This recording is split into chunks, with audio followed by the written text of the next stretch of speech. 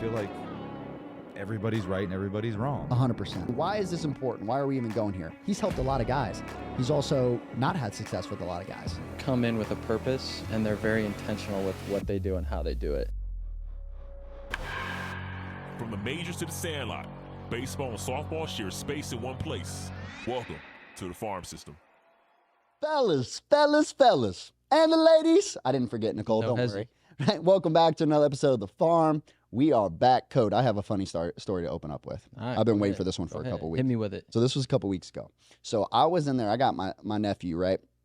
So I just want you guys to go visual on this. So this has nothing to do with anything we're going to talk about on the podcast. I'm just going to open with this because it's a funny story.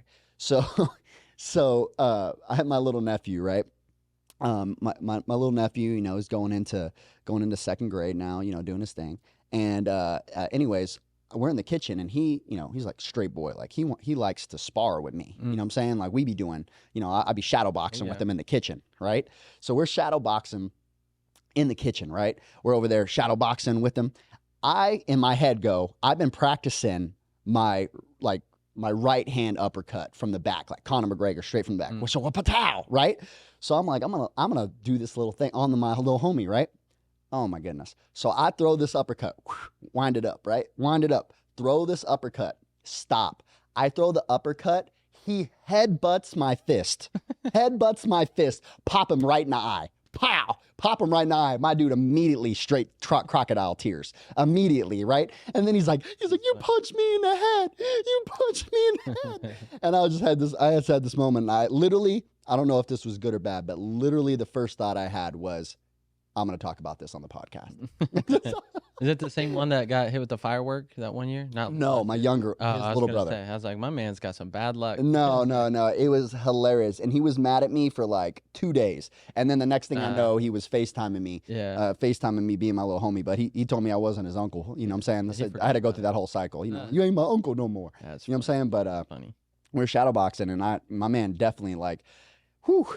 You know what I'm saying? Just headbutted my uppercut from the back seat. You know what I'm saying? I winded that thing up. He was just trying to, you know, get some leverage and muffle your punch was all he was trying to do. I guess so. You know, he thought he was going to hit me with the forehead, and I got him in the eyeball. You know what I'm saying? Just the timing was just a little off. Classic. But so, first off, I was today years old. I don't know if you saw the Instagram going crazy earlier. I started this broadcast channel on IG. I really don't know how they work, but I thought it was kind of just going to be kind of like a big group chat, right? Like kind of like how it is on Twitter, right? So I was thinking about like how it was going to be on Twitter, and I'm like, okay, everybody can just mention, you know, put comments in there, all these other things. So I'm like asking questions in there, all these things. Everybody's like responding to it with like responding to the message with like laughter or hearts or whatever, right? All the things. But nobody's like responding with comments, right? And I've asked like multiple questions. We're like 3 questions in, and I'm like, why is nobody responding? Yeah. So I literally put in there this morning. And I was like, oh, so y'all ain't gonna say nothing, huh? Just like threw it in there, right? And then I get 30 DMs, like, pow! All these people, they're like, bro, we can't respond in the chat because you have to be a moderator to respond. I didn't know. I had no idea. Like, I have too many platforms. I don't know how all this stuff works. So anyways, everybody's like DMing me like, yo, we can't respond. Like, we'd love to respond. And then I figured it out. I'm like, oh, okay, well, like, can I add, you know, from the members, like, can I add X, Y, and Z? They only let you have so many moderators. Anyways, I'm still figuring it out. So somebody was like, you should start a Discord, da-da-da-da. But I just threw in there today. I was like, me and Kodee are going to do a podcast, like shoot me DMs with some topics. So I had quite a few DMs about different topics, and so I want to bring some of these up. So let me see. Man, oh yeah, I got a whole we got podcasts for days. My boy Tanky ready. He said, I heard questions. Yeah, I heard DMs. Let me get in on this. Yeah, I got ones for days. All right, so let's see. All right, Christian Lara, I think this is how you say his last name. All right. Hey, what's up, man? Appreciate you having me in this thread. I wanted to ask, as hitters, what are good drills for decision making? For example, the amount of time I have as a hitter for when a breaking ball or off speed breaks. Obviously, pitches will break early and late, but on average, where do these pitches break? I just clicked on a random one. I haven't even read it beforehand. So I got like 20 of them at least in here. So we got questions on questions on questions. Maybe we should start doing podcasts like that. Anyway, that's a good question. I mean, I think there's a lot of different methods. But I mean, immediately my mind, if you're thinking of drills, is like stuff to work on direction, so you have time to make decisions. Like if you have pretty good direction, you're in the zone for a long period of time and a pretty good path. You don't have to cheat to pitches and be so, early on your decision making. So you have time to make those decisions as well. And then also too, some stride stuff, if you're pushing, lunging, kind of leaping out at the ball, that can affect some decision making, some timing as well. But, right off the jump, that's definitely where my brain goes. I mean, I know, we can definitely dive into particulars, but I don't know, what do you think? Yeah, no, I think, again, a good part, like you said, I think one of the big things is most people make bad decisions when they have to make them faster, right? The faster you need to make a decision with less information, you're not going to make great decisions, right? So as again, let's say business owner, as as anything, right? As a parent, you got to make a decision about anything, right? Hank, when he's making his decisions, right? If he has more information to go off of, more context, more things like that, more ball flight information, right? More spin that you're able to see for longer, you're going to make better decisions. In general. Now, you could obviously overanalyze and blah, blah, blah, blah. But in general, right, if we have a longer time to decide, it's a lot easier if I see the ball starting to break rather than having to swing before, right out of the hand, right? If I'm cheating on Chapman's fastball or something like that, right? And that's why when guys throw hard, it makes it harder to hit off them and makes their breaking balls not as we talk about this all the time, right? But it makes it hard to hit the breaking balls. Like when Chapman first came into the league, right, his slider was not very good. He didn't even have his split finger yet.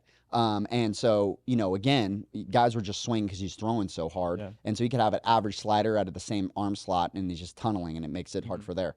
So I think when guys are really focused on swing decision stuff, that's usually because they have a swing that has to be perfectly on time and doesn't cover multiple planes, and some of those things there. The other topic, though, that I would bring up with it, though, I think it's another thing of not understanding, some of the game planning, knowing where you are and what count. Like, for example, if you your first at bat, you hit a jack on a first pitch fastball, you're probably not getting a fastball your next at bat, right? So let's say he's got a slider, right? Especially as you get to the upper levels, you should have scouting reports on guys. And also, too, if not, your scouting report is watching him warm up. Watch what he's doing with his hand, right? Is he signaling that he's throwing a slider? Is he signaling he's throwing a curve? Watch him in the bullpen before the game. What pitches is he practicing? Is he doing changeup? Does he have a split? Does he have a cut? What is those things, right? And also, too, is someone faced him from another team that that he's already faced? You could DM somebody on the team and be like, yo, we're facing John next week, what did you see from him when you guys faced him? I saw that you went 3 for 4 off him last week. What pitches does he have? How did you hunt him? All those things, right? You can do that as a college student, even if you don't have a scouting report. And then when you know what he's throwing and you're hunting those things in certain counts, right? If it's a count right there where it's okay, he's going to, let's say I know slider's coming. Well, I know where it needs to start, right? And that was a big thing. I was talking about that with a pro guy the other day that's really good at, not swinging and missing at balls out of the zone. And I was like, hey, what's a big thing for you? And why do you think that you're so good at this? And he was just like, I just know where it needs to start, right? If it comes out of his hand, if I know that this is right now I'm hunting slider, right? And I know he's coming back with a breaking ball, right? I know that, again, it has to start in this area, right? And it's that saying of you're trying to hit everything, you're hitting nothing, right? Your approach is to hit nothing. It's the same thing. It's I should be hunting. You're not trying to hit everything in all zones at all times, even with 2 strikes. You shouldn't be doing that, right? So I think, to me, when I look at that as more of a mindset and what you're doing also pregame, and then in game, you got to know with that in those counts, where do I need it to start, and then learn how to pitch, eliminate. And then again, we could do a whole podcast breaking all those things down. It could be a whole topic, but just one off the top of my head, that's kind of my initial thought. You got anything to add? I think game planning is huge. Playing different levels of baseball. You've seen high school, we had no scouting reports. College, you get a little bit, I'm sure at the highest level in college, they get pretty in depth with some, tendencies and some pitch charts. And I'm sure at the professional level, it's, even more in depth to the point where it's most people probably can't even fathom. But, just having general tendencies is, picking up on tendencies and little stuff too. It's in particular, And off the top of my head, like if I see, the infield shade a little pull side, I'm like, okay, I'm probably thinking something's a little bit slower coming. They expect me to be out front, or something is like, okay, that starts to tell me what I need to expect. And, again, you're up at the plate, but you're analyzing the whole situation for what it is. It's like, runner on second base, runner in scoring position, tie ball game or something like, top of the lineup, middle of the lineup guy. Like generally speaking, not going to get a ton of great pitches with first base open if you're a threat, in the middle of the lineup with a runner in scoring position. Like they're probably going to try to get you to chase something at some point, whether it be first pitch or, second pitch. Is like understanding too, like they're not giving you a fastball down the middle with a runner on second base. He doesn't want to. Right. If he does, it's a mistake or should be.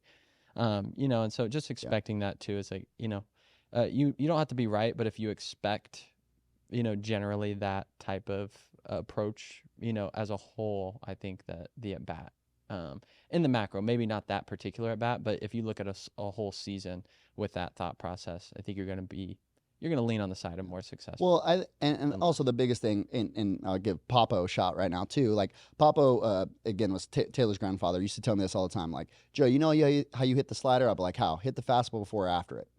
Like, and in general, guys, like you get to the pro level, guys are throwing their curveball at 50%. Lower levels, that's not the chance. Yeah. The problem is the reason you're swinging and missing, and you're like, man, I got to hit the curveball, bro. You already missed the fastball. Yeah, you hit a foul ball on the fastball you were supposed to hit, or you hooked it foul. Again, it could be straight back. It could be to either side. You weren't on time. You took because, it locked you up or whatever, right? And you weren't hunting that. I think in general, like, again, usually the best hitters that I've worked with are all hunting fastball down the middle. Right. Right. And the reason that works, it sounds simple, but almost in every count, they're hunting fastball down the middle because, again, that makes you not expand out the zone. And you're way less likely when they have a really good swing and they're not trying, I got a good pitch to hit and put a good swing on it, right? They have a good swing that covers multiple zones up to 10 miles an hour, right?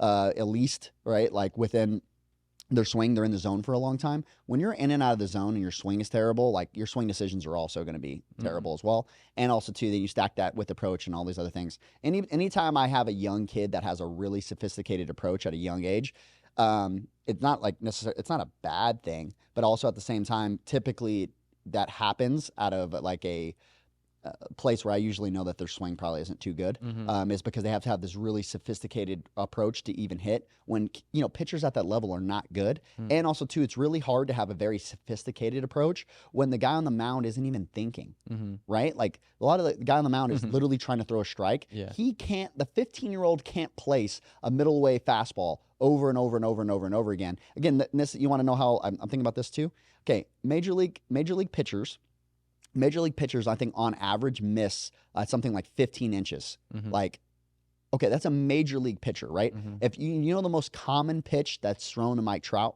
a fastball down the middle.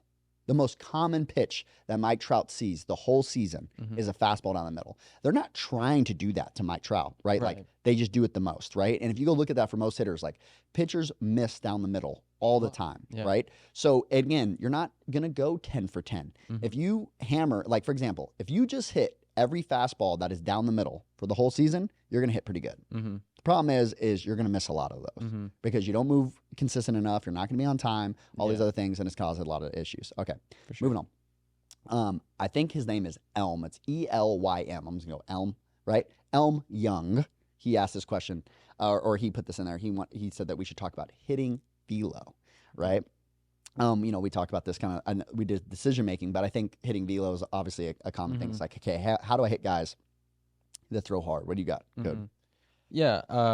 Well, shameless plug. I think too how people try to create speed, with their body versus with their barrel at times, and I think it's a perception. And so, shameless plug on the heavy balls. I think it's a really big feel for a lot of hitters to understand. If I'm going to catch up to something, or I'm going to get more of the force I am creating into the ball, how I go about it isn't necessarily by increasing the velocity or speed in different segments of my body necessarily all the time, as it is actually decelerating the different segments and getting that speed into the barrel. And so like a lot of times too, some of our guys that struggle with velo off the machine initially almost every single time, we give them like a farm board max or a feet together step back or something that helps them decelerate their body better, or put their intentions or their focus on their brakes and their ability to stop. And then all of a sudden they start hitting velo and they're like, oh, this is so easy. It just feels like my barrel's getting out. But usually, without even remembering exactly, the words that some of them use, it's like they feel like their body's doing more work and then they can't catch up, which too is like, lack of efficiency, how they're trying to create force. They're creating force in one plane or primarily in one plane, and then too, their barrel's kind of getting left behind. And so when it comes to velo, I think that's a big one. And then I also think too, understanding is like, especially at a young age, there's a lot of guys that have velo don't necessarily throw much else. And so like, expect it. Yeah. Just from a, like a younger age, most of our little guys like, oh, this kid threw hard. It's like, how many curveballs did you see? Oh, he didn't have a curveball. It's like, okay, like, expect it. You're up there thinking that he might break off a curveball once in a while, but he threw one all game. Yeah. And so I think some of it going back to swing, like expecting and game planning is like most kids that throw hard at a young age are just going to try to shove it down your throat. And, I love those guys. So, yeah. When I played, it was like the fastball was the one of the only things I could hit. So I'm like, please think you throw hard. Yeah, right. I want you to throw fastballs to me. You think you throw hard, you're gonna throw it a lot. And again, especially at a young age, which is what most people are gonna play at. Like we're not, you get to pros and like I said, like Oregon Power 5 stuff like that. Like, but that's a whole nother level. Like we're not talking about like generally in velo. Like you said is when you think about hitting it like a heavy ball, the reason that works. It's almost like that old saying of let the pitcher provide the power. It's not that the pitcher's providing the power. It's just that the pitcher providing the power is a great cue, right? And that cue can be like for you not to get big, right? Because typically what people try to do is when, they see velo is they try to swing harder. Oh, I got to be faster because he's throwing faster. Not really, right? Again, the same thing. If you were to go bunt, right, when a guy's throwing hard, is your barrel getting there because you're swinging faster, or it's there when it's supposed to be there, just on time, right? So on the same note of that, I tell like think about when you're facing a velo machine, like your first couple swings out of the machine.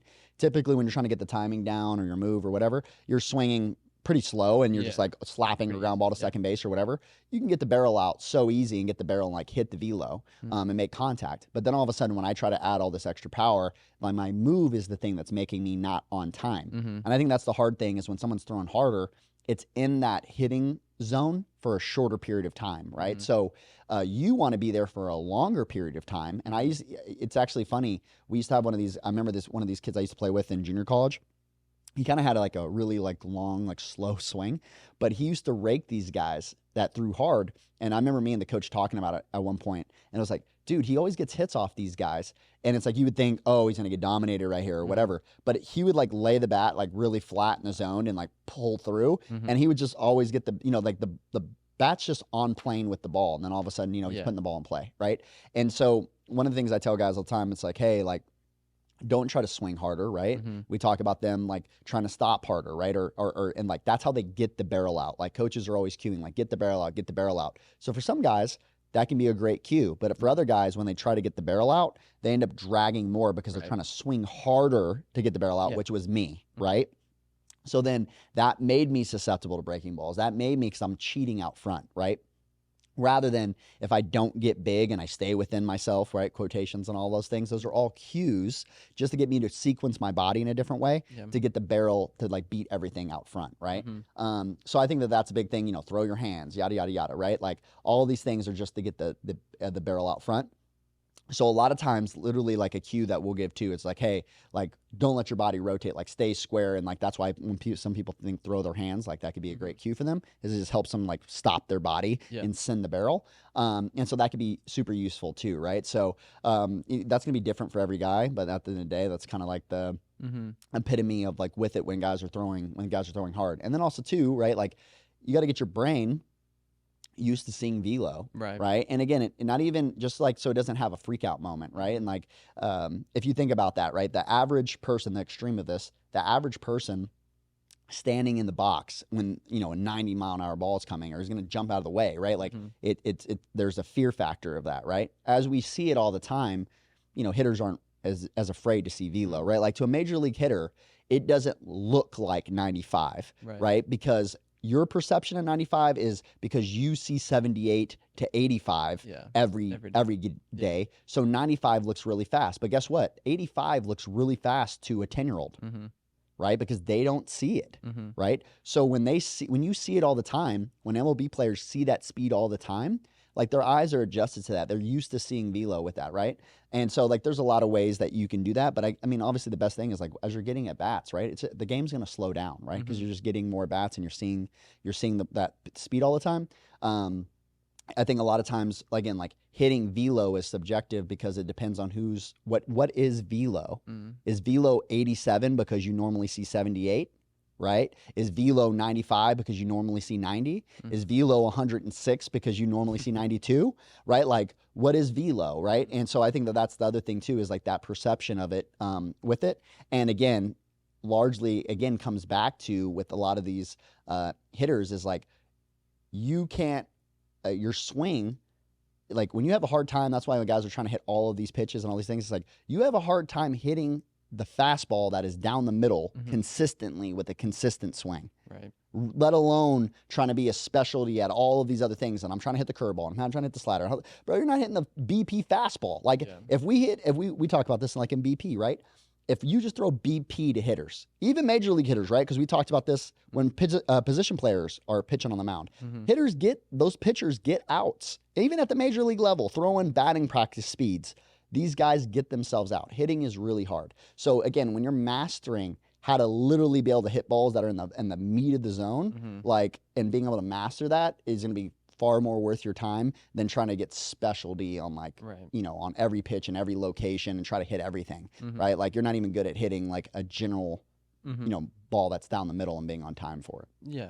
Which to that point too is like sometimes working on some of those different locations, like on a tee, like high tee or low and away tee, can help create the move that allows you to, hit that ball that's down the middle better. But yeah, no, generally speaking, with you on that too. Yeah, absolutely. No, and then, okay, so like we got some, I'm just clicking through random ones. I got like 30 in here. Okay, so this is Paco Woods. Ayo. Paco Woods, okay? We'll see. One of these guys are going to get me with one of those names. I like put the thing there. I got to watch out for these guys. Okay, maybe you guys could talk about, and I'm like reading this live. I got to like make sure I'm like reading words. Hopefully they're all, you guys are not going to lead me astray here. Maybe you guys can talk about slumping. Take the Dodgers, for instance. It happens. It's just part of the game. That also comes and goes. What do kids need to do when things aren't going their way while waiting for things to turn back around? What you got? Oh, yeah, he just often drowned himself. Kodee found a way to drown himself with his water bottle as he was going through. Well, I'll give Kodee a second to survive here. Okay. So when it comes to, he killed himself over here. We good? You need the Hamlet? Choked on my own. Come over spit. there. All right, bro. You got to watch out, right? Your lungs don't do well with water in them. You know what I'm saying? There's like a whole valve system that you got in your throat that's supposed to make that not happen. Okay. Yeah, so I think slumping. First off, I think it's an important thing. I think it's an important thing to just mindset-wise. You can't even think of it like a slump. Like, I think thinking about it like, oh, I'm in a slump, when guys say that, it's just like, what? Like, and I mean this, not that I didn't think about it when I played, but it's a losing mentality to me, right? Like, it's not a productive mentality to me, right? If you look at everything as feedback, right? Everything's just feedback. And it's not a, oh, well, and we get superstitious when we're playing. It's like, oh, I got to do this and do this. And I understand because there's so many complexities of baseball. It's like, I don't know why, walking up to plate and doing this routine, or why I did this pregame and I ate this. And so now I eat tacos every day before pregame or whatever, right? Like, we get superstitious of why it is and like why things are working or why they're not. And I think that's the same thing is like having that mentality of like, if everything is just feedback, like, sure, like the game's gonna ebb and flow, but so is life, right? Like, are you on the other side of that? Is everything gonna always be going well in your life and everything's going your way and everything's doing X, Y, and Z? Like, again, if you're a coach, it's not that for you. It's the same thing too when they're their performance on the field, right? Sometimes they've been traveling a lot. They haven't been home a lot. They broke up with their girlfriend. They like again, they are putting all this pressure on themselves to produce so that like their family will approve of them, or dad will say they're great, or the coach will, pat them on the butt or keep them in the lineup, or there's infinite complexities to why our performance is like to the levels that they are. But I think again, it doesn't really matter. That's all storyline. But in reality, like mindset wise, is everything's just feedback, right? So if it's with that, it's like, again, you're striking out or whatever. Okay, well then I'm analyzing like, okay, well what's going on during that strikeout, right? Like I'm just thinking back, like, oh, I tend to notice, like for example, I'm gonna say like let's say like Pena on the Astros. I've watched enough of his at bats. Like when he has 2 strikes, they're gonna throw him a breaking ball away, and he's gonna swing and miss. Like that is his. When he gets 2 strikes, they throw him a breaking ball away. He strikes out like 98% of the time. Like I'm just going off of some random numbers in my head. Okay. But that's something that he struggles with. That's just feedback on like, okay, well, what's happening that's creating that? Like why do I keep swinging at this pitch? Even like, do I know it's coming? At this point, I'm sure he knows it's coming. Yeah. Like, okay, great. He knows it's coming. He's not hitting it. Okay. So what's leading to that, right? Why can't I hit that pitch? Is that pitch always a strike? Is that, or typically am I swinging at balls in that count? Or what's my approach? How do other guys that have to face this, like, what are my veteran guys on the field, like, that don't swing at these pitches or don't chase? How do they think about it, right?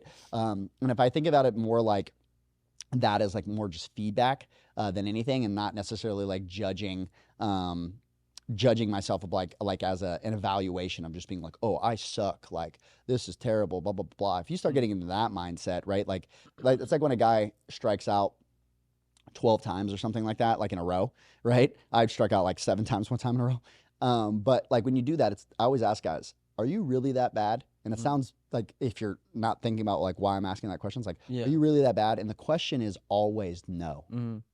No, you're not that bad. Some random, Johnny could go up there and not strike out 12 times, right? So you're not that bad, right? You're playing at a higher level, even if you're playing in Little League, whatever, and you're 0 for 12, who cares, right? At the end of the day, it's all just providing you feedback on other adjustments to make, and how to progress your game and all those other things. And like, it's not final. Like at the end of the day, it's not a declaration just because I struck out, 7 times in a row or something like that. I know guys, like I told you, I had a teammate one time for the whole season went 0 for.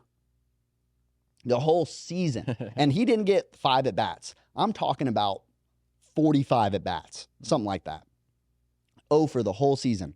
Transferred schools to another school. That was a harder school to play at. Wood bat. Then went on to hit like 280, right? Might have even been over 300, to be honest. Hit over like 280 and was one of the best players on the team. It's just like, okay, if you take that, right, and you look at that storyline, it's like, was he really that bad that he couldn't hit like that in the season? Like, no, in his head, right, he had created this block from him in performance, right, and like, had built this things up, and he was slumping, right? When in reality, it's like, I believe more than anything, it's just like how you think about it in general. But. Yeah, well, so obviously infinitely more complex than where I'm going to go with it. But something that I think really clicked with me as a player was like, you have like a logical response, and you have an emotional response to what's happening. And, I feel like a lot of the best players that I was around playing with, coaching, etc., do a really good job of being able to differentiate the two of like, hey, right now is a good time to like, let the emotions ride a little bit, like ride the high and, get after it. Like the team's fired up, let me do my double celebration, yada, yada, yada. Whereas like, some of the guys I feel like struggle were either too emotional where, oh, I struck out 2 times, now I'm in a slump. Like, no, like, is a bad matchup. You know what I'm saying? Like this guy that's facing you today, like might just be a bad matchup. You're not slumping. You had a couple bad at bats or, a couple at bats that just, didn't go your way or whatever. Right. Or on the flip side, or too logical, like they don't have any emotions. They hit a double and they're instantly like, well, that could have been better. I'm not going to do my celly, whatever. Like, blah, blah, blah. Like they're 2 extremes, right? Gotta hate that guy. Yeah. And so, you kind of got both. And I think, some of the best players that, I've been around from a young age all the way up to now coaching is like they do a good job of being able to, feed both sides of like, hey, absolutely going to take my double, absolutely going to ride, when I do have some success, but also like I can get better here. Or, hey, I'm struggling, but also it's a game of averages. Like, sure, I struggled today, but in totality, my last 100 at bats, I'm hitting 500. Maybe my last 10, I'm hitting 0. By my last 100 at bats, I'm hitting 500. And that, they can look at the micro and be like, well, right now there's this small little problem that obviously I'm going 0 for 10, and I don't want to go 0 for 11 or whatever. Right? I don't want to go 0 for 20. My next 10 at bats, I want to do better. But they also look at it from a macro of like, well, this season I am hitting 500. So I just think too with that, like, I'm with you as well. As like, is it a slump, or is it just again, feedback of the last 10 at bats? Maybe I struggle, but also maybe the last 10 at bats were primarily lefties, and like maybe that's feedback of like, okay, why does that angle create problems for me? And then I can actually make a logical decision on like how to find the solution.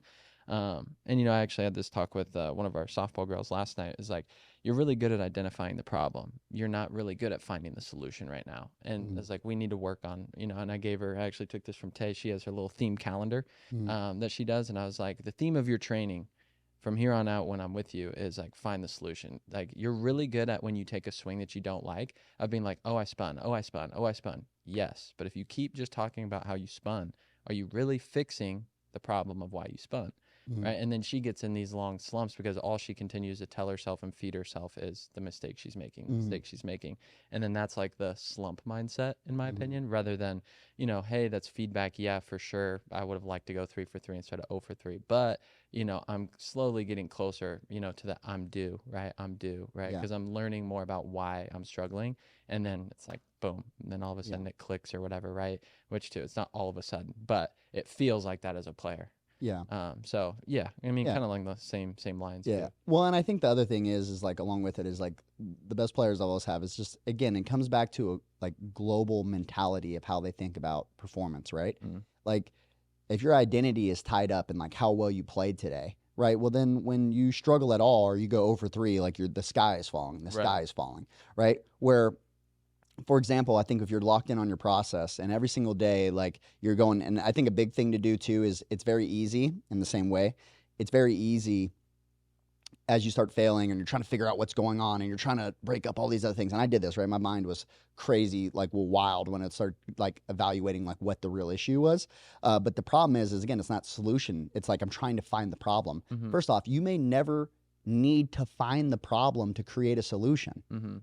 You don't need to know what the problem is to have a solution to the problem. And sometimes it doesn't even matter why it happened, right? It could have happened because you've been sitting on a bus and you guys been traveling a ton and like your hips are tight, and so you started doing X, Y, and Z or whatever. Okay, great.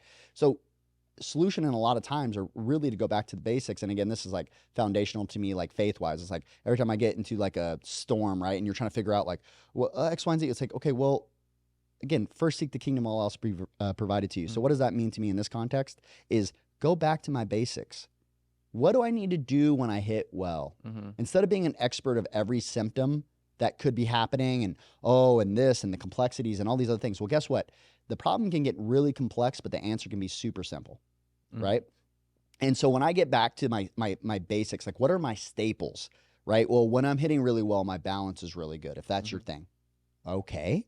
Well, then let's just get back to my basics, right? Like when I'm hitting really well, I'm able to hit a ground ball to second base. Okay, then like again, batting practice. Let's do that. Even for an at bat in the game, hit a ground ball to the second at bat, the second baseman, to get your brain back reset, because you've been hooking everything to foul, and then all of a sudden they spin a slider to you and you go sit in the dugout and you swing a miss. Okay, great. So like you get back to those. You get back to your basics and get back to your process and just get back to, hey, like I just want to get my things when I'm hitting well, these things happen. Focus on those staples and those roots and let that be your North Star, rather than, trying to create, all these, answer every bit of complexity. Well, sometimes I do this, sometimes I do this, blah, blah, blah. A lot of those are just symptoms of what the root issue is. And at the end of the day, like when you go back to that and you just know like, hey, like I just got to get back and get back to my mindset of like this process of, and then like my batting practice is good. Great. It doesn't mean that your game's going to be great that day. Great. It doesn't matter, right? You're locked in your process of being like, we're just getting better and moving along the route, right? and performance is so tied. I was literally just telling Nicole this before we started, is that sometimes I would have that fight or flight response literally when I'm taking a ground ball. And what I mean by this, okay, and how this relates is I go to take a ground ball and my brain goes into this place where it's like fight or flight. I'm like worried about like, well, if I boot this ball and then what's coach going to say? And am I going to be staying in the lineup? And and I start doing really all this emotional heightened is happening when this ground ball is hit to me. Then all of a sudden, because I'm in that state, right, I know how to field really well. I know how to do, I've taken 1,000 reps doing this routine ground ball, right? But what happened is now I kicked on that emotional part of my brain and I have all this fear and it added extra tension in my hands. And now I'm booting balls and now my feet got heavy and I'm tripping over myself or, all these things like the sequencing, I hit the yips and throw this thing into the dugout and like all these things end up happening, right? Because again, I'm too tied to the outcome. When in reality, like that's why I can do it in practice. That's why I can do it when the game's not on the line. That's why I can do all these other things, right? Is like I'm so tied to the outcome. And when I get back to my basics and take care of my things and I'm taking care of myself and I'm taking care of my, my Jesus game and I'm taking care of like, making sure I'm loving on myself and like, how I'm talking to myself and all of these other basic things, go back to my basic drills, all that stuff, like great. Right. Then all of a sudden, all these other things in my life start to take care of themselves rather than trying to chase after every symptom, like you're saying, and chase after the problem and trying to solve every little complexity. When in reality, it's like, no, hold on. Like all of that may be true. All of that might be happening, but you're trying to be an expert on the problem. Be an expert on the other side of like, okay, what's going to actually create the solution? And it's always and generally not as complex as we think it's going to be. Yeah. No, and then, I know you want to go to another question. No, you're good. I'm just going to grab one. And then on that was, there's I can't remember what verse, and it was quite a while ago when I read this, so I can't quote it word for word. I wish I knew my scripture better. But it was basically, and you might know it, is the verse in the Bible where it's basically saying, I'm going to light up your next step with a lantern. Like, let the lantern light your next step. Stop looking, infinite steps ahead. I'm going to light up your next step. You have to trust me to take that next step. Right. And that scripture was that was one of the big ones for me as a player. Cause I was very, problem based. Like, what's the problem? And then to get that way as a coach as well, that same pattern. And it's something that I've worked on a lot, is almost viewing every situation every day as like a different puzzle. It's like you said, well, you could have been sitting on the bus, or you could have had class all day, or you could have failed the test that day, or maybe you got less back of your less money in your grant money when you're in college and you thought you were going to get more money, like whatever, right? It's like all these different situations play. But when I started looking at things from that standpoint of like, I'm just asked to take the next step and trust God to light my way for the next step, and then the next step, and then the next step, and stop worrying about 2 steps ahead, worry about the step he asked me to take because he's lighting up that next step. And realizing that means if like, most of the time when I caused more problems than good was because I was thinking about, 2 steps ahead, 3 steps ahead, 4 steps ahead, rather than what's the step I need to take right now, and trusting him to provide that next step. And then also too, like with that is, as someone who like sets goals and stuff like that, is like, we got a lot of players that like to set goals. And it's been an interesting conversation with them, is like, setting goals is super important, but also if that's where you're, you identify as, if like, if you don't reach that goal in 3 months, you're not any less of a human. Like, I still love you. I still want to see you succeed. I'm still going to work with you, dude. Like, but and they need to feel that way about themselves. Right. Not just from exterior, right? Like, if like you got to be, one of my quotes I really like too is like, I got to be okay with working towards something, but being okay if I never get there, right, at the same time, right? And it's like a dichotomy between the two, right? I got to be okay with wanting without having, right? Or chasing without, ever like crossing the finish line, right? Like with it, because we're never going to be perfect with it. Like, again, what I want is to go 10 for 10 every game, right? Or whatever, right? And hit a home run every single at bat. Great, awesome.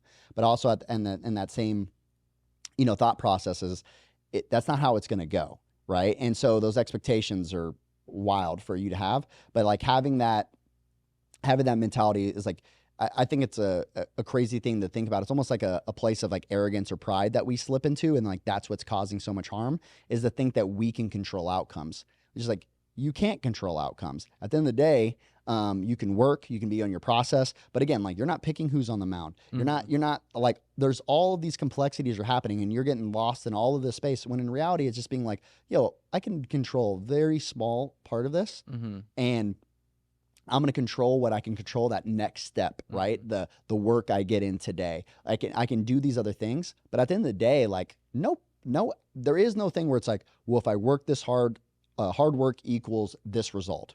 If it was that easy, if we knew that that was the transaction, okay, I got to run 10 sprints today to get 3 stolen bases tomorrow. Well, then we would all just run the 10 sprints today, but that's not how it works, right? Like hard work doesn't equal X outcome, right? The thing about like hard work with it, right? It's like, I'm working, but like, I don't know when I'm going to ever get there, or if I'm ever going to get there, but the pursuit, the journey is, you got to love being in the journey, the chase, all these other things. Too many people like are in love with and have this destination mindset that once I get here, then things will be like this, right? And like, again, like, I've coached guys at the very top of the game that struggle with the same things that a high school player. Like, again, me and Taylor was talking about this yesterday. Like, mental health does not discriminate. It doesn't, oh, I'm a pro hitter, so I don't struggle with any of these things. No, they struggle with them sometimes even more than a lot of these, because this is their life, how they feed their family, what they've sacrificed. They're 35 years old, have never gone to school to do anything else. Like, all these, like, this might be the last year that they're playing. Like, it doesn't discriminate. So like, on the opposite side of that, it's just realizing too, and like giving yourself the liberating thought, right? Is that you don't, as much as you've convinced yourself, and it's like this grind mentality, hustle mentality, that you think you can control outcomes, right? Like, you can't. Can you put yourself in a more likely situation that the outcome happens? Sure. But at the end of the day, I know guys that have worked 50 times harder than other guys and never got to the same place that other guy got to, right? So there's also all those things, is realizing that it's like your self-worth and all that stuff can't be tied to, actually achieving that result or that goal, or not achieving it, et cetera. Yeah, no, it can't be tied to it, but also too, like, if you continue to miss your goals continuously, like, that's also feedback as well. So,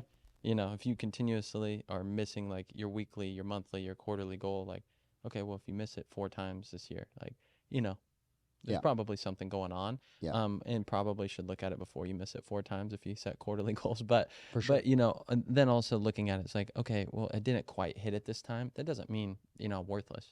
Yeah. That just means I didn't hit it. And then, for sure, again, that's also feedback for you to then analyze, to try to better hit that quarterly goal next quarter, right? Or set a better goal for yourself. Maybe that goal wasn't, attainable for you, where you're at in your life. But yeah, no, definitely. So again, we can go on probably all these for the whole podcast.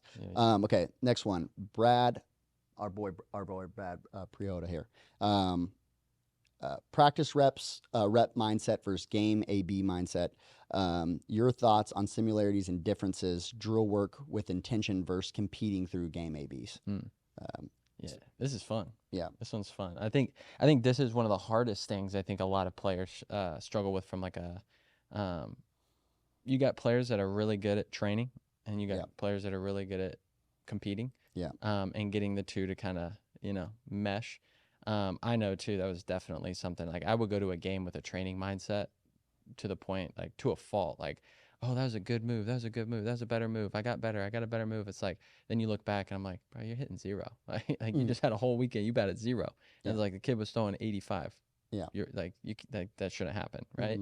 And so I think it's a really interesting topic. I think there's a lot that goes into it as well. Like, really complex topic of, obviously, like, what's important to you as a player and identifying that. And two, I think that's a really good place to start, is like, okay, well, if movement's really important to me, that's going to tell me a lot about what your process looks like, most likely, without, being in your process. Of like, if you care about your moves, you care about timing, you care about vision, like, that starts to paint a picture of, what's important to you. Right. And then based on that, I can kind of, start to infer what your approaches might be. And, we got some hitters that, they go up there and they're, oh, I had a really good move on this. I had a really good move. It's like, okay, well, it's been 2 weekends, and, you've had a lot of hard hit balls, but, only a few singles, and you should be hitting some doubles. Like, the pitching you're facing is not great. And so it's like, okay, how do we get them to, get a little bit more? It's like some people say, it's like the grinder, the dog in them, go up there and just compete and let their hair down. And two is like talking to them. Again, I don't, no situation's the same. I think all of them are different ways to get that to resonate with athletes. But understanding too is like, you don't need to be perfect to be successful up at the plate. Like, there's a lot of people that take bad swings that hit home runs and doubles, and there's a lot of people that take great swings and hit a ground ball to the shortstop and, or a line drive right at somebody, or, countless different situations. And understanding too is like, you don't need a perfect move to be successful. You also, that can limit you if your moves are really bad, that can affect your success in a way. But also too, when you're in the cage is, not just accepting, oh, there's a BP fastball in the machine and I'm hitting it well. That doesn't mean you're moving great either. Like, it's just a fastball down the middle, right? You could have changed your stance slightly to create this angle that allows you to get in the zone at the right time, and it's the same speed. There's no destination. Yeah. Right? Again, it's all destination thought processes, right? But yeah, no, I mean, I think it goes back and forth. Is like, being able to just, and I think it's a mentorship process. It's not like a short conversation. It's a mentorship as a whole. Like, hey, it is okay to do this in game. It is okay to do this when training, and then also to like, when's time to flip this switch and that switch. And there's a lot of conversations and time and mentoring that goes into that process, and maturity as a hitter and experience and failure and whatnot. So well, I think just also too, just getting back to the root with it is like, we get all of these things of like, again, like getting into all of these complexities of what, like, okay, look, there's a million, not a million, that's an inaccurate thing. There is a lot of pro hitters that think very drastically different. They all train drastically different, right? And get very similar results when it comes into like being successful or doing all these other things, right? So I think also just getting into it is like getting to the root of all of it. We want to say, compartmentalize, this is how I am in baseball. No. Baseball is your mirror. This is how you are as a person, right? Baseball is just an avenue of giving you awareness of like how you are, right? And the same thing of this is the game is a test, feedback, all those other things of you doing it. When you're inside the cage and you're training or doing whatever, I'm just exploring, right? Me and Nicole were talking about this before we started too. Let's say when an explorer is trying to get from, like, they've never gotten to, North America at the time, right? And Christopher Columbus getting in his boat. He doesn't get in his boat for the first time and go, all right, I know the exact way to get there. No, you don't. And you're not supposed to know because you're exploring. And you are infinitely complex, infinitely deep, infinitely high, right? Because again, on the same note of that, it's never a destination. Once I get here, I'm going to be the greatest. I've trained some of the best hitters that have ever played. They don't think that they've arrived at some destination, right? And that all of a sudden everything's so easy to them. No, like, they're still exploring. They're still exploring. Like me as a hitting coach, I'm still exploring every single day. There isn't some right, wrong. Is this like for, everybody needs to think like this. Everybody needs to think like that, X, Y, and Z. And I think, along with it, like, is there some things that need to happen? Sure. Right. To create an outcome, like, absolutely. Like 2 + 2 = 4, like, for sure. But on the same note of that, there's a lot of equations that equal 4. There's a lot of different ways you can, 2 + 2 - 2 + 2 + 2. Like, it's just like, you can add all those other, like, all those ways to getting to the same solution. And again, yes, there's some things that need to happen, but it's very creative with like how we actually get there. Right. And I think the other part with that is, right, it's like, I had a problem doing that transition from training to playing, but it was all part of one mindset. I had this mindset on the same thing, that I can control outcomes by how hard I worked and that it equaled a certain result. Right. And then also too, then along with that, right, like, we understanding that, like, that when we perform or we're, playing a game or any of those other things, right, like, it's just a mirror of like what's going on inside of me, right? And when you get that mirror, like, again, I played way worse than I actually was talent-wise or doing whatever, but it's like I was in my own way, right? And so, like, that self-discovery process and like not being so I think like that's the same thing too. Is like a lot of these things are rooted from a place of, well, I want to perform. Mm. Well, why do you? And I wouldn't even say want. I think a lot of times Need. it's I need to Yeah. perform. And it's like, well, why do you need to perform? Why do you need to go 3 for 3? Why do you need to hit 300 this season? Why do you need to have 10 home runs this season? Right? And they're like, well, so that I can go to college. Okay, well, why? Why on the same side of that? Like, again, you start unpacking that and get some levels of awareness and being like, well, why does that mean so much to you? Well, because no one in my family is ever going to, okay. Well, why is it important for you to be like that in your family? Blah, blah, blah. And then like you keep going layers and layers deeper and you start to think, again, you always come back where, again, like someone's finding identity in a place of needing a certain level of success. And somebody, I heard a pastor say this yesterday, actually grabbed the video, was he talked about until you're willing, until you don't need it, you shouldn't or can't possess it. Because when you get into a place where you need a outcome, you're not going to steward it very well. If you're getting to a place where, and then like, some people slide in, it's like, well, yeah, but like, oh, how about like a sink or swim situation, da, da, da, da. But then you also go another way. It's like, no, in that place, in that moment, you're going, well, I don't really have control here. Right. Like either way. So I'm just going to give it like a run. And like, again, I could fail in this. Like I'm supposed to most likely fail in this situation. Not going to like rise to the occasion very often, like unless you already had it within you. But we're getting back to like his main point there is like, if I'm trying to hold on to something or I feel like I need this to happen, again, spiritually for me, it's like, it's going to lead me away from God. Right. And I'm going to replace it with God. But also too, with that as well is like, inside of you're not going to steward it very well because you almost care too much, right? Because you put too much identity in that result or doing whatever, which is going to lead to bad performance. Because now the moment that you go 0 for 2, your whole world is flying. It's like, and you can think about it like this, like think of how many guys are coming off the bench and they're like, I need to get a hit right now. Well, that's why you're not getting hits. Right. Is because you're putting all of now you're getting tight. You've convinced your brain, right, that this is the epitome, right, of why you don't have what you have, right? And this is the solution. This is the X, Y, and Z, which is going to throw you into a place of, spiral. That's going to be the huge piece. Yeah, no, 100%. It's just, what are you identifying with and from? And, again, if you're going out there trying to perform for a result, sorry to break it to you, doesn't matter what you're doing. Play the game. Yeah, and two, I think that's a hard mindset to have for some people to really understand and take. I don't think they want that answer. Perspective, no, I mean, I said this about you, and then my last coach I had in college is like, you guys are really good at giving the answer that you need to hear, not that you want to hear. Yeah. And again, it was like almost a lot of gray area in a lot of the answers, that I would ask at that time when I was I was like such a little kid. I was asking questions like every 5 seconds. It was funny, but for sure. And then I felt like I never got any answer until I started to explore myself. But as a coach and as a player in the past is like, I don't want to say a so what mentality, but almost in a like, okay, so it didn't work the way I thought it would. So what? Like I don't need it to work the way I thought it would.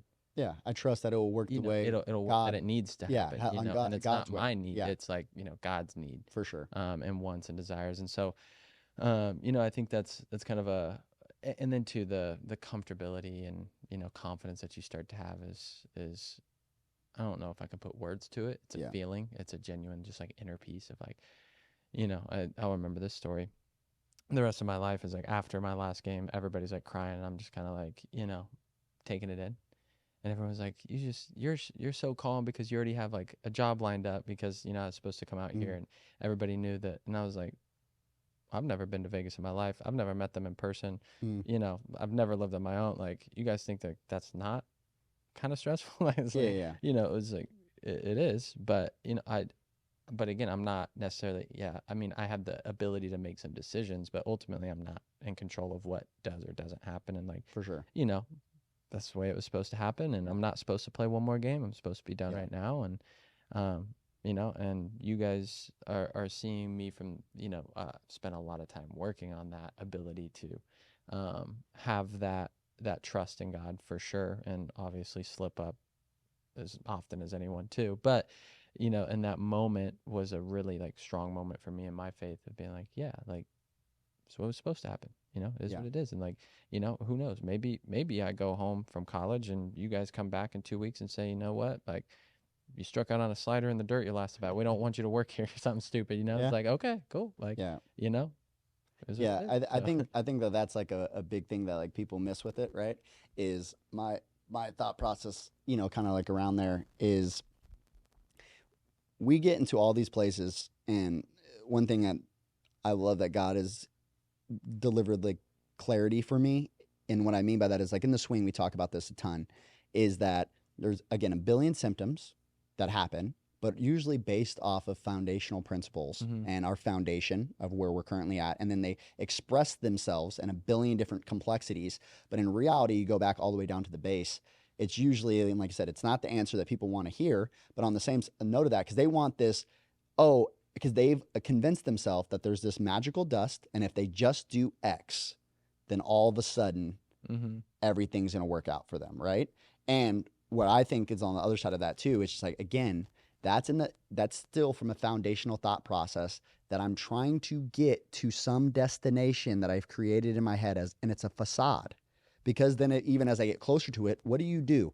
Think about another goal that you've set early in your life or something needed to happen or whatever, right? When you get there, what happened? Did you actually feel that way or did you just move the goalpost? You just move the goalpost and then it's the next thing and then it's the baby. Well, when I have kids, well, when I get married, well, when, you know, I get a dog, when I, you know, all those things. Tanky is pretty great. But like, you know, when this, and that, when I hit 400, when I make the MLB, when I get drafted, when I get blah, blah, and then that becomes a broken thought process that we continue to do over and over and over again. And even too, right? Like I was like, once I sign D1, I'm going to feel like this. Once I do this, blah, blah, blah. But no, like, again, it just continues like, you know, and again, may even get worse if you keep feeding yourself those things. When in reality, like you getting back to the root is along with it is like any of those high performers that like I've really like talked to like that have sustained it for a long period of time is when you get into a place of, they don't need the outcome. They don't need the outcome, right? And also that short-term outcome doesn't even really mean much to them. It's usually a very long off, which is like a foundational thing, like legacy type thoughts, right? Of like, you know, like LeBron when he hits the, you know, point record, right? It's like, that's not even a goal of his. It was something that was going to happen along the way. Yeah. And he didn't even like, he tried to like, to the media, like, oh my, like be grateful of being like, oh, like, you know, I'm in the conversation with all these greats and blah, blah, blah, you blah, come blah. Out there like it's not that big of a deal. Y'all. Yeah. It doesn't, it sounds like he's not grateful, but really I understand like where his mindset is with it is like, I'm going to surpass, like, for example, let's say like I'm pretty close on like Instagram. I pass on like 20,000 followers or something like that.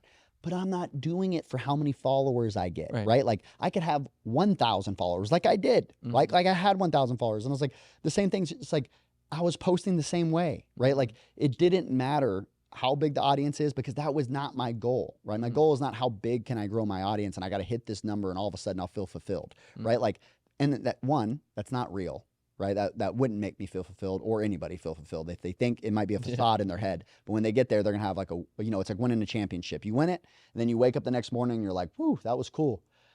All right, back to doing the next thing. Like, it's just like, you know, and if you've ever achieved those things, and I pray that you do, right? So that you can realize whatever that is for you, if that's the family, if that's the, you know, whatever. Like, and also I hope that you can reflect and have enough awareness to look back on all the things you've already achieved and then realize that when I hit those things that it didn't give me what I thought it was going to give me, and it was a facade of what it was actually supposed to give me. And then I just moved it to the next goalpost. And so I think on the same side of that, that gets you into this place of, if you can get back to the thing of like exploring and like being in the, you got to love the work. You got to love just being in the mud. You know, you got to love the building. You got to love the exploring. You know, like all the guys that are crazy, like talented or like for example, like Curry probably just deeply loves shooting, right? Like he's not, or other analogy I give, like it's like the guy that sets the world record for walking just loves going on walks. He loves just the work.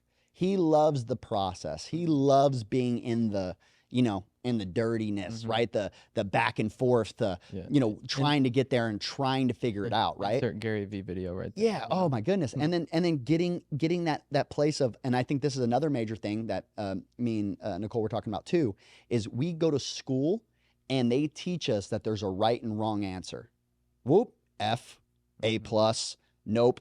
These 3 questions were wrong. Life is not like that, right? And so when the player is in school who's helping them set their mindset every single day, and they get out on the baseball field and they treat it like a test where I only got, I got 3 wrong on this test of 10, or, I got 7 wrong here. Like I'm a failure, right? And it's like, cause they put an F on my paper, right? And that means fail, right? When in reality, on the same note of that, it's like, again, life is not like that. There isn't a right and wrong answer. There isn't a white or black thing. Like, again, this is what might need to happen to maybe X, Y, and Z get there. But you've chosen that you need to get there, right? You've put all this pressure on yourself. You've made it like your dying wish, right? That it's like, if I hit these things, then everything great's going to happen. You've created all of this in your head, right? When in reality, a lot of times when we're training hitters, and what a lot of people don't value, right, is they're valuing when we're talking about like the swing, or like, hey, like, you got to do this and it's going to help you hit curveballs, or like X, Y, and Z. But really, it's a lot of the conversations that are happening that are like this, right? Where we're resetting foundationally how they think about just training in general, right? Or how they even think about themselves, or how they do X, Y, and Z. And then we stack all of like some practical things that really, can help develop movement and all these other things from our experience. Like, great. But there's plenty of hitters that if they don't actually reset that foundation, it doesn't matter what work we do. It doesn't matter how hard you do it. Like, it's not going to show up just because like you're overriding that in the moment. Like when those things come up, like you get overwhelmed and your anxiety kicks in and all the things. Yeah. No, for sure. Yeah. Got another next one? Yeah, I got plenty. Yeah. All of these we can go on for a whole episode. No, 100%. Yeah. So, boy, my DM's blown up right now. Okay.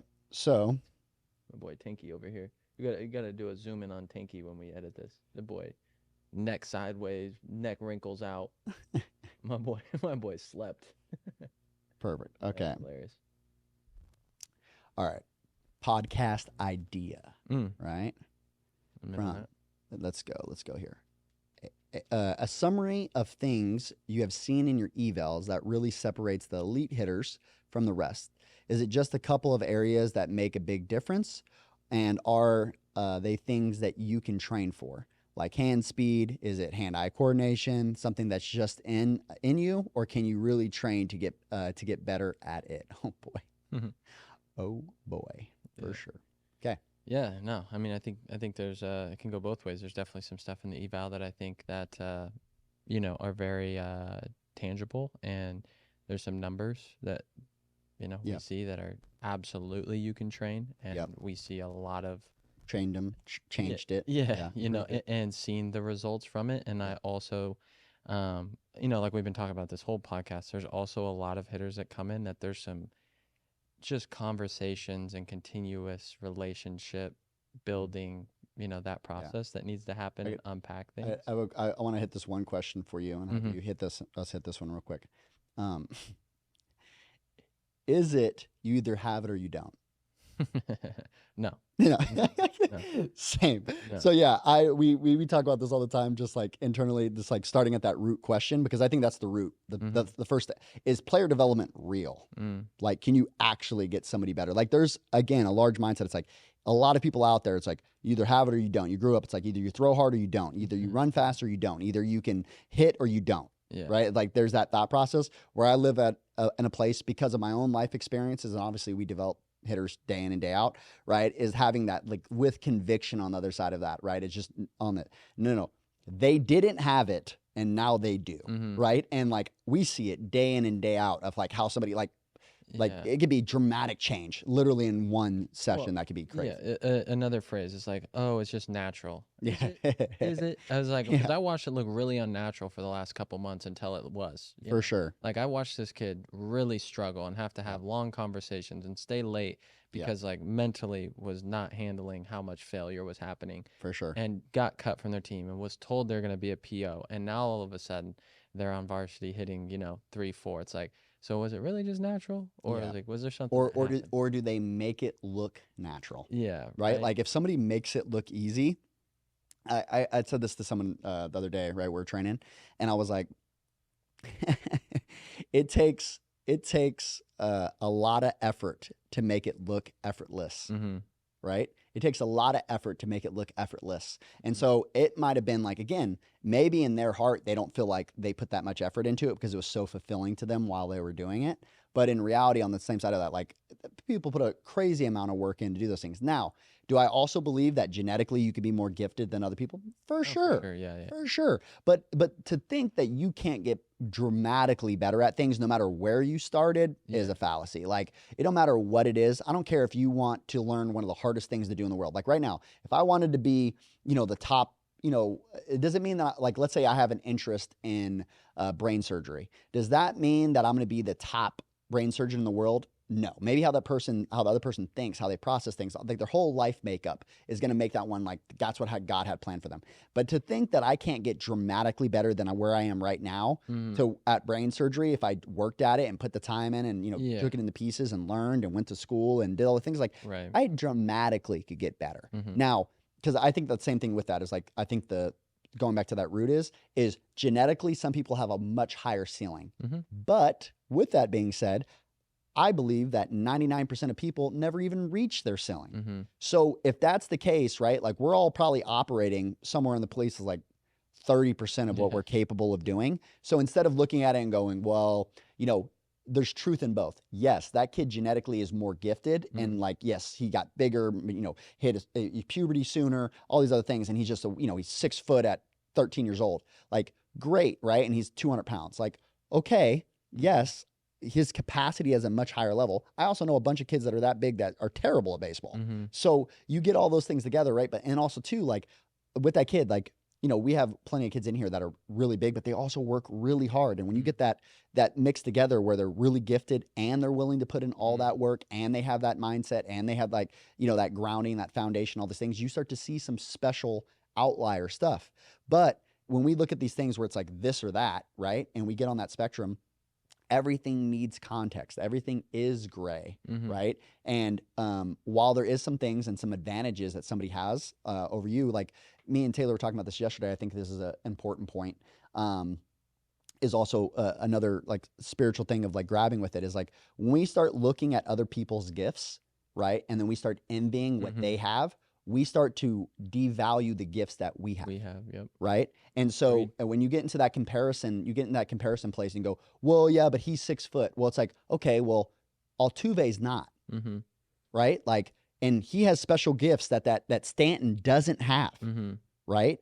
And God has spread his glory into each one of us, that we all have different gifts that are from him that, again, on the same way that represent that represent God, right? And all these ways that we can, and again, maybe too, like for example, God didn't make me to be the top hitter in the world, right? But he's gifted me with a bunch of things of where I can serve, right? Where I can give and feed the community and have, and express his glory in a very different way, right? And so what if I didn't embrace those gifts that he gave me, and instead I was over there, crying at the door that he closed in the hallway, that I thought that my destiny was for me to be the greatest hitter to ever, the greatest baseball player to ever play, right? Like that wasn't my journey. But it doesn't mean that that I wasn't gifted, or that there isn't things that I can, in my own skill sets, that I have a really high capacity in that area that other guy might not have, right? So we also got to, be open to those other things. And I think that that's huge. And just understanding that is like, it's okay to celebrate where somebody else is really gifted. Like, dude, like it's great that you're the 4 hitter and you can hit home runs. I'm also really good at moving guys over. I'm also a really good teammate. I'm also on, I also have, again, like the other guy, he might be a really good hitter, but maybe on the other note of that too as well, like his self-worth is like super low, right? And he doesn't really love himself very much. And again, like all these other things. And like, even though I'm sitting the bench, like everybody loves being around me. I'm a great teammate, all these other things. And that might lead into a whole nother arena of my life. I might be a crazy good insurance guy, right? I might be a stupid good 12U coach, right? I might change lives in so many millions of different ways. And maybe I'm an amazing artist. Maybe I'm all these other things. And I think about this like with my nephews and stuff all the time. Like people ask me like why, like training him or something, training my nephews. I'm like, I don't care what they do. They could take up, like my one nephew, like that boy be hitting his Jackson 5 moves. Like, oh, the one I hit with an uppercut, I hit him with the Jackson 5, boom. I hit, all the things. But it's just like having that with him is just being like, hey, like he loves to dance. Do your thing, little Michael Jackson. Like, move, baby. Like, do what you want to do. I don't care. Like, that's awesome. Support you to go do your thing. Like, you don't need to play baseball. Like, who cares, right? Like, everybody has their own gifts, and like, sports is only one arena of that, right? So, like, I love baseball. I love these other things. I also really love business. That's one area that God gifted me in. And also on the other end of that, it's like how my brain really works. But also, too, I put a ton of effort into it. I read a ton of books. I talked to a lot of people. Like, I've been mentored for a ton of people, like, in that other area. And again, it doesn't mean that just because I baseball that didn't go to the skyrocket thing that all of a sudden that my whole life is, worthless, right? Or X, Y, and Z. So I think that that's also just like a big place there too. Is just like, yeah, like we're all gifted in, different ways. And like, I think that that's a huge piece. And I want to make sure too, I was just thinking about that, make sure that we answered straight up, but what you got in comments? Yeah, no, it's actually funny. It's like kind of a little tangent, but I saw this podcast clip with Shaq in it, and they asked him like, is there any things that you like wish you could do that you can't do because you're Shaq, like you're just big? And he was like, yeah, skydive, can't skydive, too big. They don't make parachutes to handle Shaq. It was like, so is Shaq ever going to be the best skydiver? Like, no. But also too, like, he doesn't prioritize it. That's not something that he values, right? Yeah.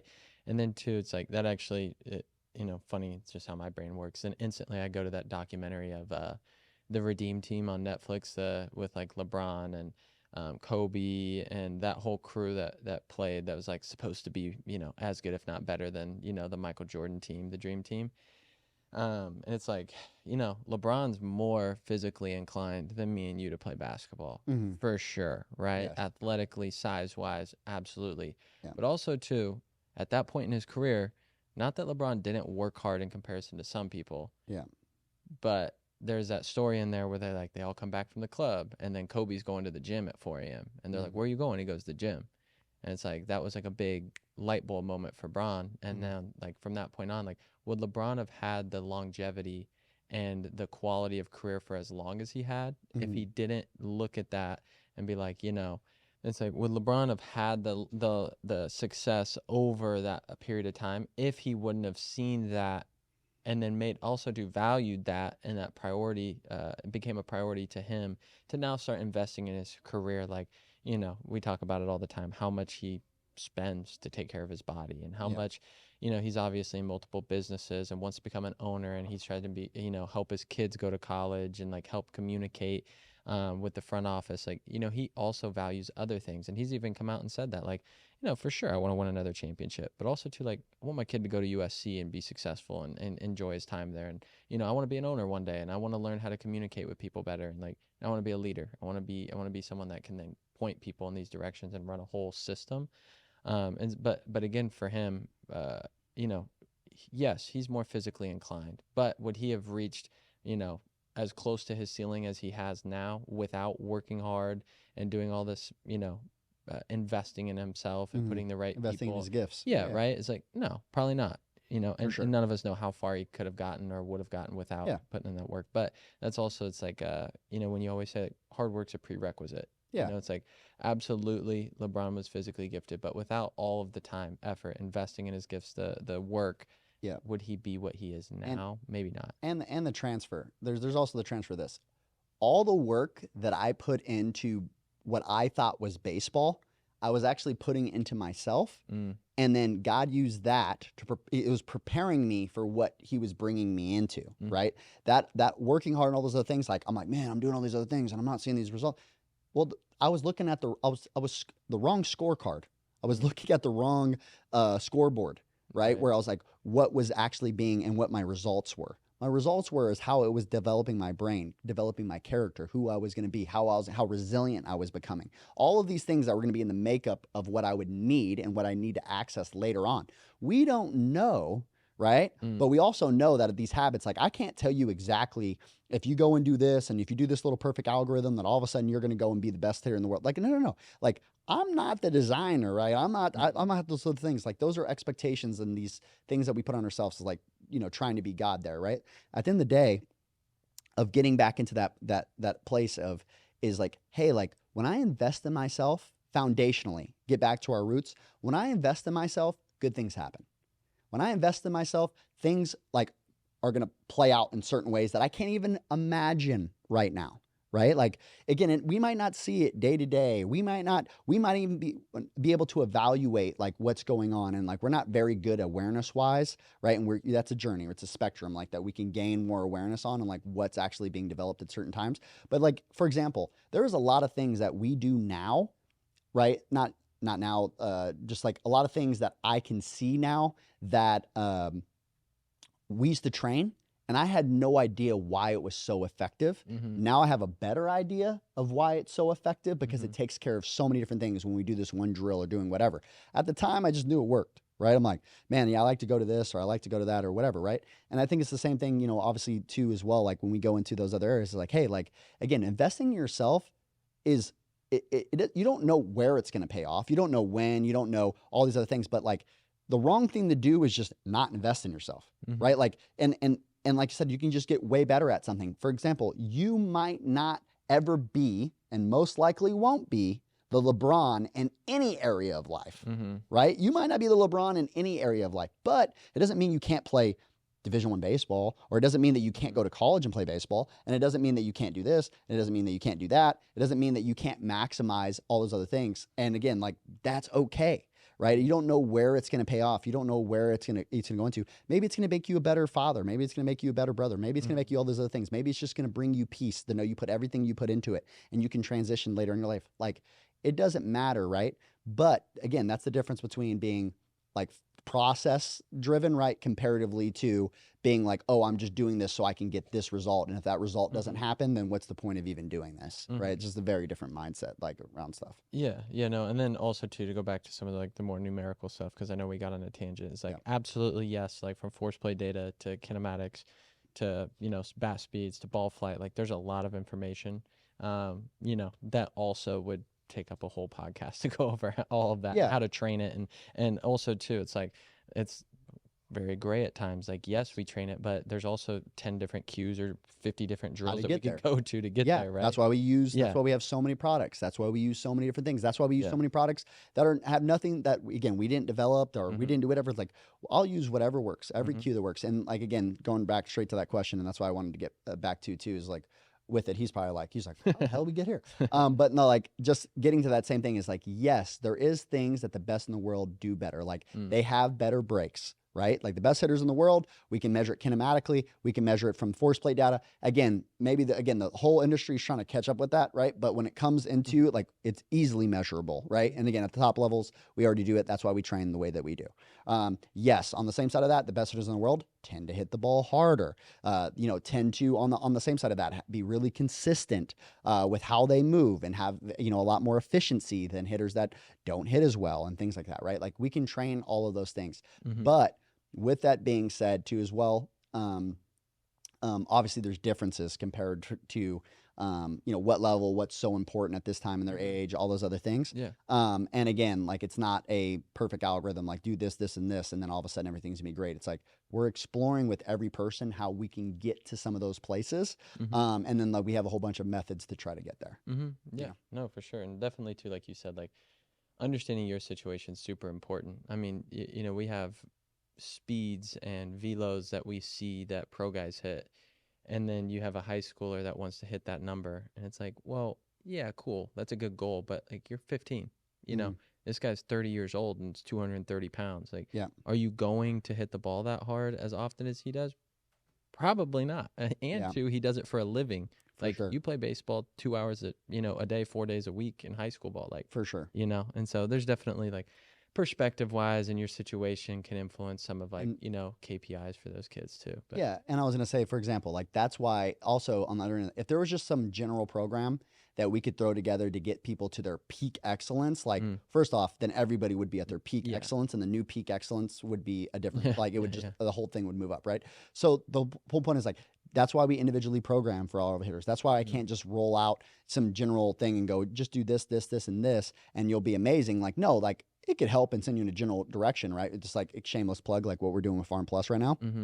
Is it's better just in doing nothing to move down to that. But also too, like specialty wise, like when we're working with somebody in person, right? Like I'm figuring out and you're figuring out, right? And Nicole's figuring out, we're figuring out what that player needs to get them to their peak, right? Of where we can get them and how we can search it down. But with that being said too, we're exploring with them. There isn't a perfect, again, we have the plan is everything. The plan is nothing. We come up with a way, we come up with a tactic, we come up with something to try to get us closer towards where we want to go. And we try it. If it doesn't work, we change it. And again, we keep developing that. And then I go back and watch video just like a player should be doing, right? Like the same process, right? And I'm watching video, this is something I think is really holding me back. Let's go and try to do something to work on that tomorrow. I might have to come up with a drill. Maybe I can access an old drill that I've used that's worked for people in the past that have a similar movement pattern or have similar, thought processes, how their brain works, all that stuff. And that's where the experience and like wisdom comes in of like, knowing what to use and when and all, all of those things. And again, to cut down on that